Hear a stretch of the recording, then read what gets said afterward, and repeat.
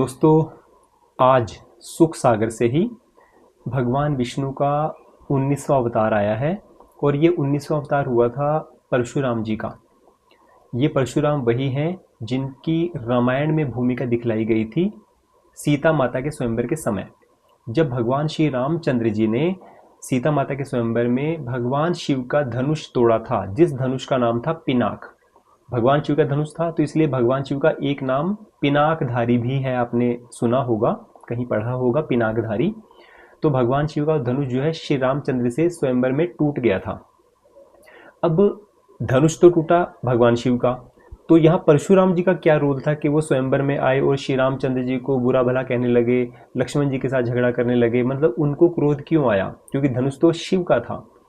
अब यहाँ मेन बात आती है कि भगवान परशुराम जो थे वो भगवान शिव के बहुत बड़े भक्त थे। भगवान शिव ने उनको कई अस्त्र शस्त्र दिए थे, तो एक तरह से भगवान शिव जो है वो परशुराम जी के मुख्य गुरु थे, मेन गुरु।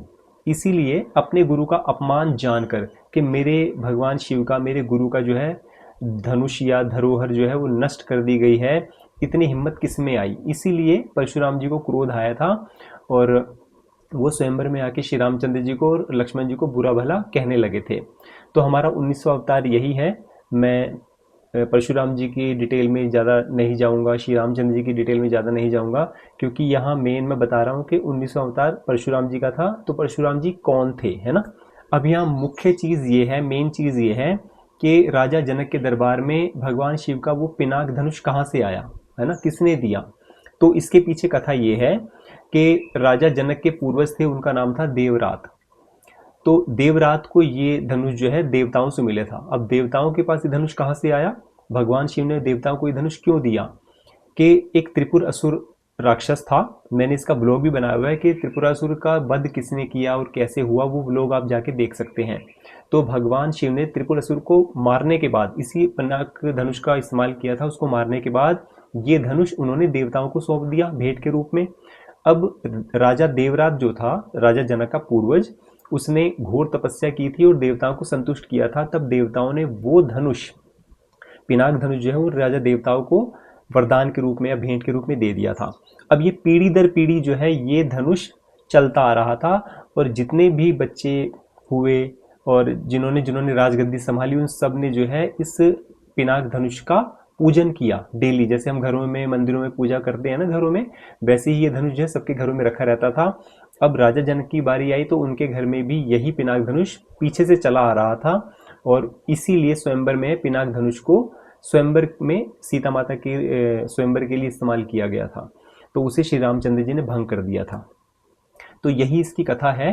तो मेरा ये ब्लॉग इतना ही था कि भगवान परशुराम का इसमें क्या रोल है, कि उन्हें क्रोध क्यों आया।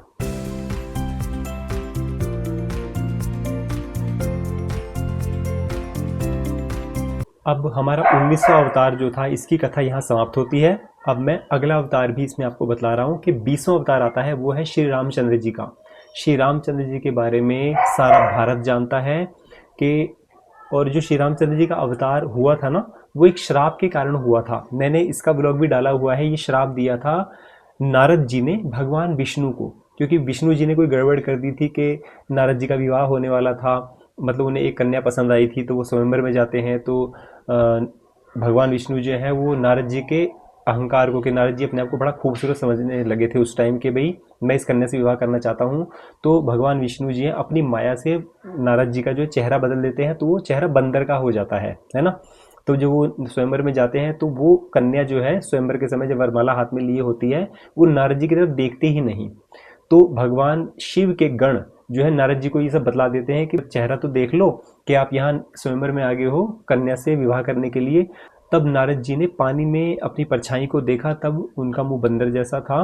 तो उन्होंने क्रोध कर लिया, अपने योग बल से जान लिया था कि मेरी ये दशा जो है विष्णु ने की है। तब उन्होंने भगवान विष्णु को ये श्राप दिया था कि तुम भी पृथ्वी लोक पर जो है जन्म लोगे, मृत्यु लोक में जन्म लोगे और तुम भी अपनी पत्नी के वियोग में ऐसे ही तड़पोगे। तब जाके श्री रामचंद्र जी का धरती पर अवतार हुआ और सीता माता का हरण हुआ। श्री रामचंद्र जी बड़े दुखी थे कि मेरी भार्या यानी मेरी पत्नी का हरण किसने कर लिया है।